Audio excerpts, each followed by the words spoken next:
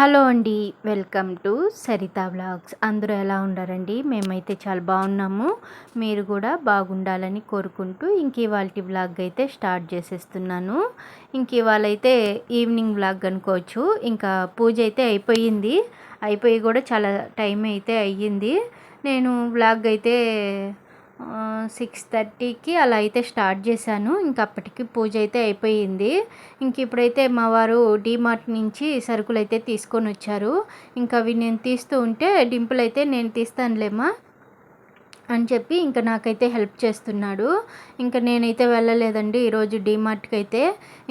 నేను వెళ్ళానంటే ఫుల్ ఎక్కువ తెచ్చేస్తాను అనేసి అరుస్తూ ఉండారు. ఈ మధ్య అయితే నువ్వు చెప్పేది 4 వస్తువులు, అక్కడ తీసుకునేది 20 వస్తువులు అనేసి మా వారు అరుస్తుంటే నేను రానట్టయితే నువ్వే వెళ్ళు, నేను లిస్ట్ రాయిచ్చేస్తాను, నాకు కావాల్సిన వస్తువులు నువ్వే తీసుకొని వచ్చేలే అని చెప్పి మా వారిని అయితే పంపించేశాను. అంతలో ఈ నెలలో బడ్జెట్ ఎక్కువైపోయింది. మా డింపుల్ బర్త్డే వచ్చింది కదా, ఎగస్ట్రా ఖర్చులు అయితే అయిపోయినాయి. అందుకని చెప్పి నేను వెళ్ళినానంటే నా మనసు ఉండదు, తీసుకునేస్తాను. మా వారి దగ్గర తిట్లు తినాలి, ఎందుకు వచ్చింది అని చెప్పి మా వారిని అయితే పంపించాను. అక్కడ కొబ్బరికాయలు చాలా తక్కువ రేట్కే ఉన్నాయంట. 25 రూపీస్ అయితే పడింది ఒక టెంకాయి. మా ఊర్లో ఈ మంగళవారము జాతర ఉంది. అందుకే కొబ్బరికాయలు యూజ్ అవుతాయి అని చెప్పి తీసుకొని వచ్చేసారు. అంటే పప్పులు అవి పెద్దగా అయిపోలేదు, కానీ ఈ హ్యాండ్ వాష్లు, లిక్విడ్లు అలాంటివి అయిపోయాయి. కొన్ని వస్తువులేండి, పప్పులు మట్టుకు పెద్దగా తెచ్చుకోలేదు. పప్పులు ఉన్నాయి, సోపులు ఇలాంటివి అయిపోయినాయి అని చెప్పి మా వారిని పంపించేశాను. నేను వెళ్ళిన ఊరికే అవి ఇవి చూస్తాను, ఎందుకు వచ్చింది అని చెప్పి మనసుని కంట్రోల్ చేసుకొని ఈరోజైతే నేను పోలేదు, మీరే తెచ్చేయండి అని చెప్పాను. సరుకులు అన్నీ అయితే టింపుల్ బయట పెట్టాడు కదా, పిల్లల హెల్ప్ తీసుకొని అన్నీ అయితే సర్దేసి వంట అయితే స్టార్ట్ చేశానండి. మా తమ్ముడైతే హాస్టల్ నుంచి వచ్చాడు చాలా రోజుల తర్వాత. అందుకే నేనైతే మా వారికి అయితే ఫోన్ చేసి డీమార్ట్ నుంచి వచ్చేటప్పుడే ఫోన్ చేశాను. ఇంటికి ఎక్కడ వచ్చేస్తారో వస్తూ చికెన్ తీసుకొని రండి, గోపి వచ్చాడు అని చెప్పేసరికి మా వారైతే చికెన్ అయితే తీసుకొని వచ్చారు.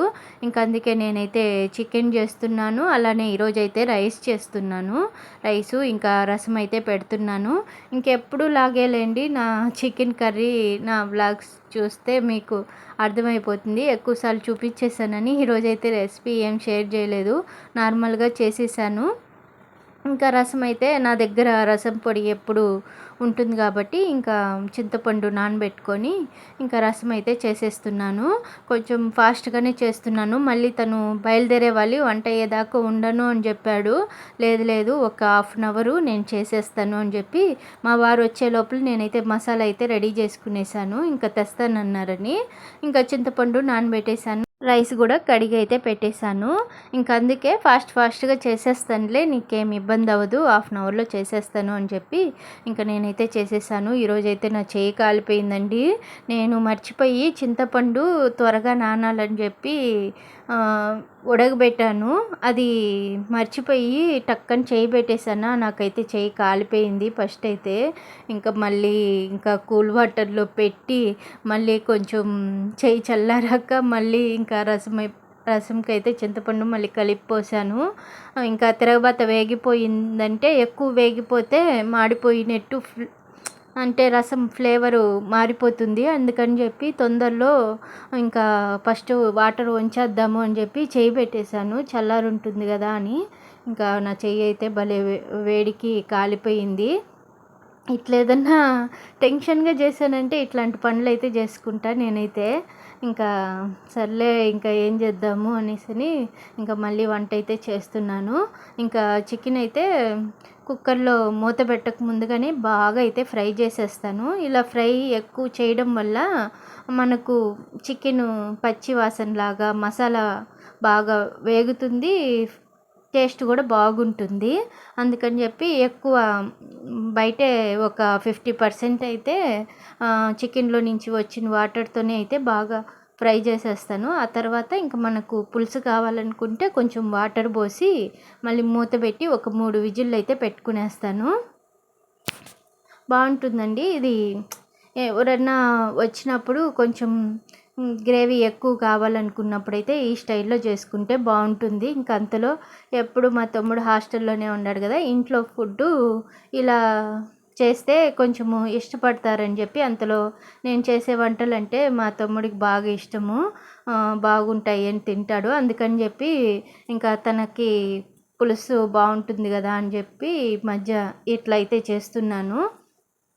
ఇంక ఇలా కుక్కర్లో అయితే పెట్టేస్తున్నాను.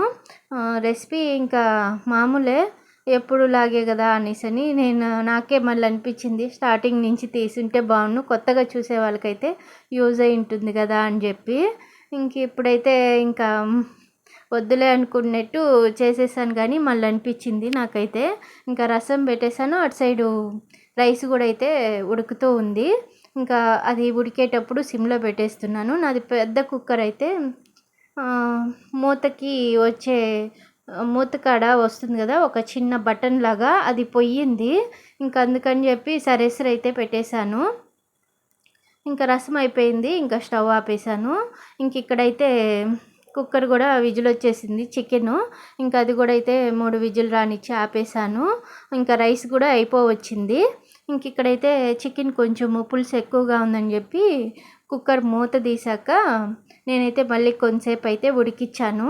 కొత్తిమీర లేదండి, కొత్తిమీర ఉంటే బాగుండు రసంకి, అలానే చికెన్ పులుసుకి కూడా బాగుంటుంది లాస్ట్లో వేసుంటే.